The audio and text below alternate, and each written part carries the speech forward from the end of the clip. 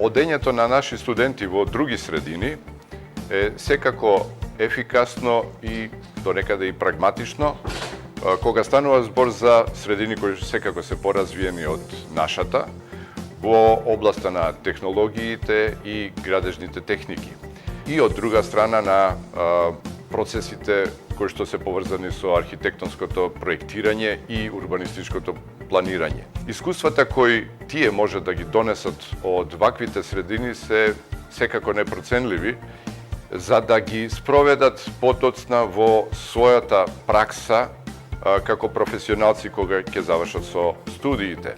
Искуствата што се добиваат ќе помогнат секако во развој на струката во нашата држава, во начинот на имплементирање на стандардите и нормативите во одредена законска регулатива која што се однесува на Закон за градење и Законот за урбанистичко и просторно планирање. Јас можам да кажам и како професор дека пружаме едно ниво на теоретска наобразба, но секако праксата е она што подосна кога ќе се поврзи со теорија го прави човек стручен, односно стручњак за одредена област.